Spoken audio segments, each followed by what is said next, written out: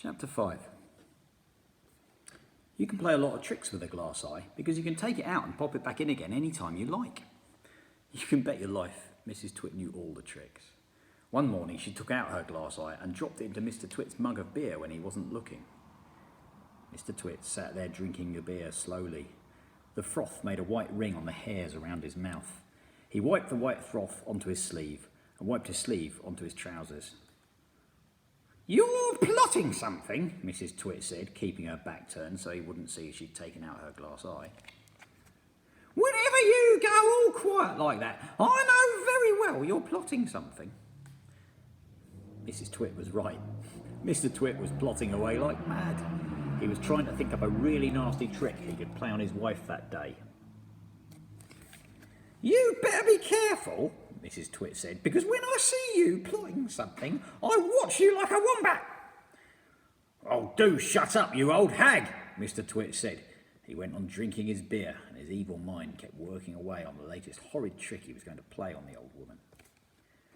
Suddenly, as Mr. Twit tipped the last drop of beer down his throat, he caught sight of Mrs. Twit's awful glass eye staring up at him from the bottom of the mug. It made him jump. "I told you I was watching you," cackled Mrs. Twit. "I've got eyes everywhere, so you'd better be careful." Chapter 6.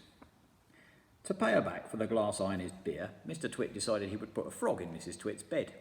He caught a big one down by the pond and carried it back secretly in a box.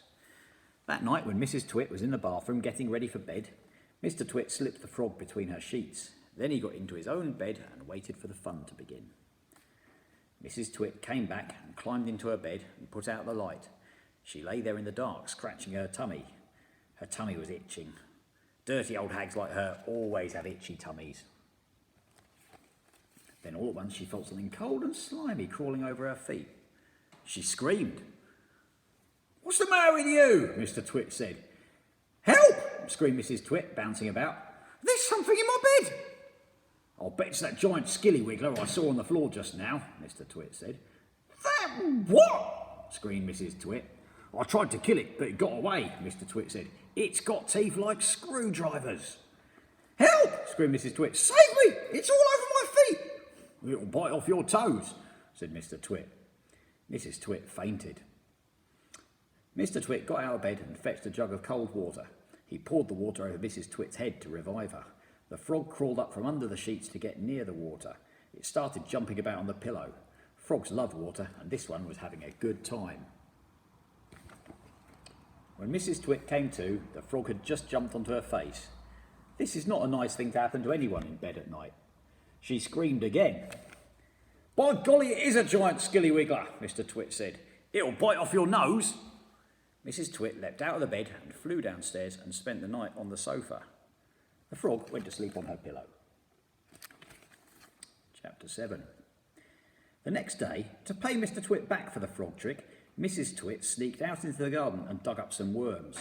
She chose big long ones and put them in a tin and carried the tin back to the house under her apron. At 1 o'clock she cooked spaghetti for lunch and she mixed the worms in with the spaghetti, but only on her husband's plate. The worms didn't show because everything was covered with tomato ketchup and sprinkled with cheese. "Hey, my spaghetti's moving," cried Mr. Twit, poking around in it with his fork. "It's a new kind," Mrs. Twit said, taking a mouthful from her own plate, which of course had no worms. "It's called squiggly spaghetti. It's delicious. Eat it up while it's nice and hot."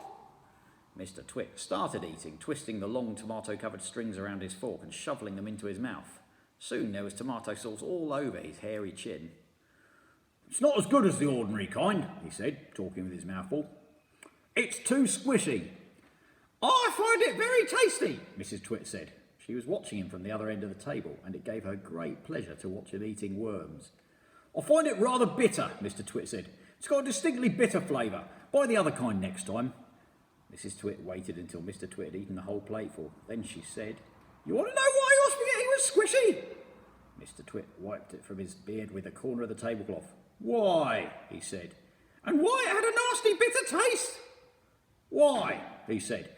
"Because it was worms!" Mrs. Twit cried, clapping her hands and stamping her feet on the floor and rocking with horrible laughter.